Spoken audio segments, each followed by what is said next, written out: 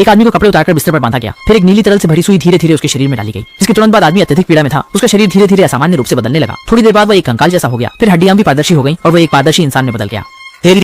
Golden hair की बहन ने धीरे से कियांग के शरीर को छुआ और नीला करंट बाहर आया। उसी रात डाइमी नाइट शिफ्ट पर थी और उसने पारदर्शी बन चुके कियांग की हरकतों पर नजर रखी। लेकिन डाइमी को हल्की सी झपकी आ गई और ड्यूटी रूम का स्टील का दरवाजा खुद ही खुल गया। तभी एक अदृश्य हाथ डाइमी के बालों को सहलाने लगा और धीरे धीरे डाइमी के कपड़े खोलने लगा। डमी अचानक जाग गई और उसने महसूस किया कि उसके कपड़े किसी ने खोल दिए हैं। इसके बाद दामेई ने चिल्लाकर कियांग को बुलाया, ये जानने के लिए कि क्या ये कियांग ने किया है, लेकिन कोई जवाब नहीं मिला। इसके तुरंत बाद दामेई ने मॉनिटर को देखा और कियांग को बिस्तर पर नहीं पाया। दामेई ने फिर से मुड़कर तलाश की और इसी दौरान कियांग भी वापस बिस्तर पर आ गया। अगले दिन सुबह दामेई ने कियांग की हरकतों के बारे में सहकर्मियों को बताया। सुन किसका जो कियांग की रिपोर्ट पेंग है, कोई विश्वास नहीं था कि कियांग ऐसा कर सकता है। दाशान ने सोचा कि वह छांगे से डामे के बारे में बात करे, लेकिन दाशान को रोका क्योंकि छांगे इस प्रयोग के समूह नेता थे और अगर उन्हें नाराज किया तो किसी का भी भला नहीं होगा और हो सकता है कि उसे टीम से बाहर कर दिया जाए। इसलिए डामे को चुप रहना पड़ा। उस दिन ही में शौचालय गई, लेकिन अचानक उसे पीछे किसी के होने का आभास हुआ। उसने पीछे मुड़कर देखा लेकिन कुछ नहीं मिला।